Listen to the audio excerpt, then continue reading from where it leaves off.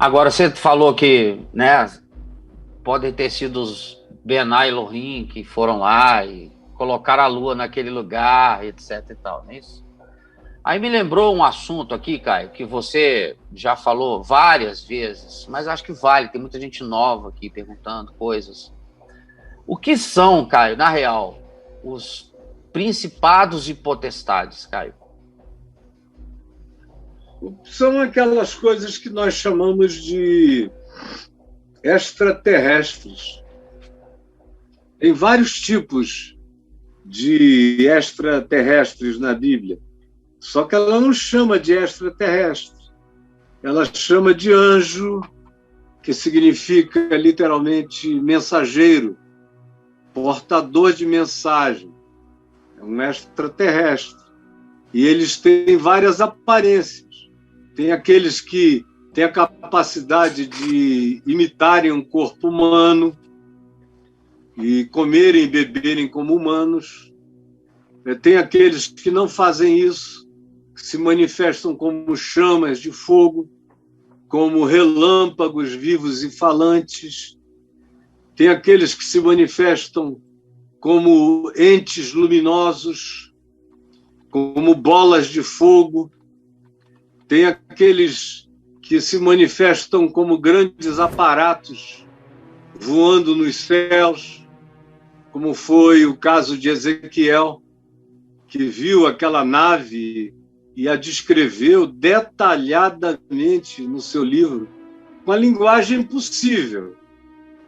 Porque a Bíblia não é um livro de inspiração de palavras divinas.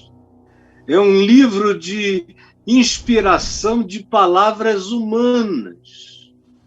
Porque Deus só tem como se comunicar com o homem encarnando-se. É a única linguagem possível de Deus com o homem, é a encarnação, é o verbo encarnado. O resto é registro de palavras de homens, com impressões de homens, com interpretação de seres humanos. Então Ezequiel olhou para aquilo ali e ele ficou louco. Ele disse que caiu no chão duro, duro, duro, duro. Ele entrou num estado de colapso. Ele teve uma crise catártica. Ele entrou num estado de choque. Quando ele viu aquela coisa monstruosa, uma girando dentro da outra e girando em todas as direções, e que eram também acompanhadas por seres com caras diferentes, 4 rostos diferentes, pés direitos virados para trás, outras criaturas que a nossa hermenêutica, especialmente católico-protestante, quer sempre analisar esses textos à luz de simbolismos que eles nunca conseguem explicar quais são e nunca conseguem admitir que pode ser uma visão, um avistamento, como de fato para Ezequiel foi um avistamento, de cujo avistamento saíram principados e potestades. Está lá no livro de Daniel.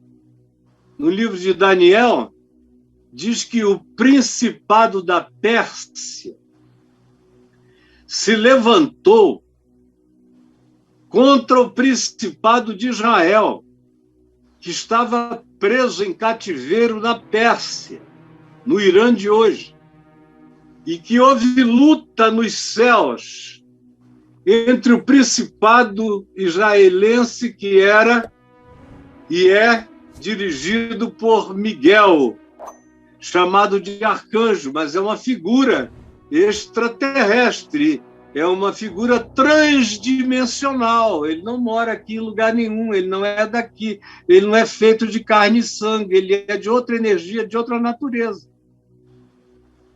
E é o príncipe de Israel espiritualmente, e lutava contra o príncipe da Pérsia.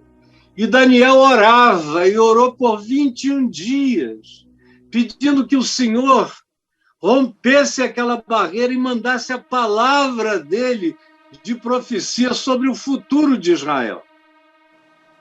E depois de 21 dias chegou um extraterrestre chamado Gabriel, ou na nossa linguagem religiosa, um anjo, mas era um extraterrestre, um ser transdimensional, que apareceu várias vezes na Escritura. Esse ser transdimensional chamado Gabriel aparece a Daniel e diz: ó, Daniel, eu vim para te dizer que tu és um homem muito amado. Ou seja, esses aparatos, essas criaturas, tanto representam lados bons, quanto representam lados maus. Havia uma guerra nos céus entre o Principado da Pérsia e o Principado de Israel, e depois contra o Principado dos gregos, da Grécia. O texto de Daniel diz isso, que o Principado da Pérsia se levantaria contra o Principado da Grécia, o que, historicamente falando, é totalmente irreal. Você acompanha a história universal, especialmente essa história da Mesopotâmia, dos sumérios e dos caldeus, dos babilônios, dos medos, dos persas, dos espartanos, dos gregos, dos estados gregos, até o encontro com Atenas e as grandes guerras. Tudo isso o livro de Daniel narra. Ele narra com tanta precisão que ele chega a falar dos Ptolomeus e dos Seleucos e menciona Cleópatra no Egito. Antes disso, ele menciona Alexandre o Grande, dizendo que ele vem por pouco tempo, mas vai dominar o mundo inteiro, porque ele é como um carneiro, que aonde ele dá de testa, ele arrebenta. Mas depois o seu reino seria dividido em 4. Foi o que aconteceu com os 4 generais de Alexandre: Lisímaco, Cassandro, Ptolomeu e Seleuco. Então, tudo aconteceu. E os principados e potestades são essas camadas dimensionais que Paulo diz em Efésios 2, que tentam o dia inteiro induzir a mente humana. Induzir, leia Efésios 2. Paulo diz que eles atuam, esses principados e potestades, atuam nas regiões celestiais, o que não significa que são regiões positivas do bem. Regiões celestiais poderia ser traduzido por regiões transdimensionais, onde tem todos os níveis. E, na realidade, na Escritura, tem cerca de 9 níveis de criaturas mencionadas e de dimensões mencionadas. Níveis esses que você encontra espalhados no Velho e no Novo Testamento, e níveis esses que você encontra no livro de Enoque, e livros esses que você encontra em alguns textos judaicos posteriores, algumas midrash e alguns textos do Talmud colocam esses níveis transdimensionais no universo. Não são necessariamente seres vindos de um planeta do nosso espaço-tempo para cá. Muitas vezes são seres que atravessam uma membrana dimensional. É por isso que, às vezes, alguns desses avistamentos, o detector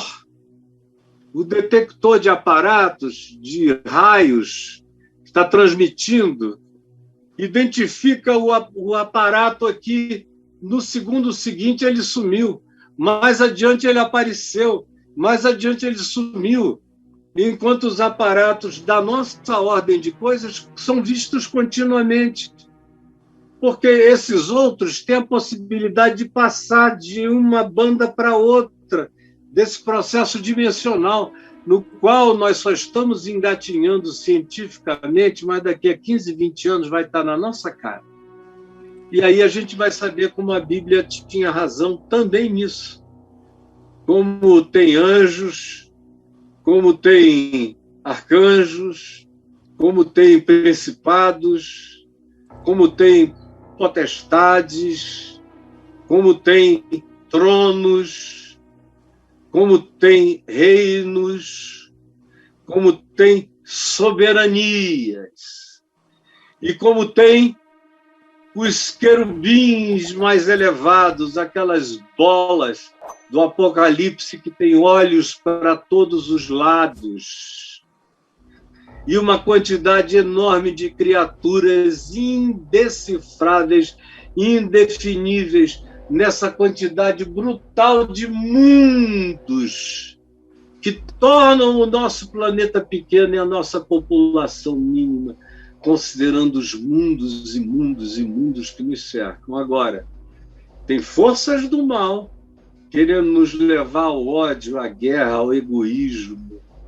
ao expansionismo ilimitado, à dominação e ao controle mental do próximo, e todas essas coisas, como também a seres, a anjos, ou a seres transdimensionais, criaturas de outras criações que se colocam e são colocadas como entes missionários, como servos dos homens.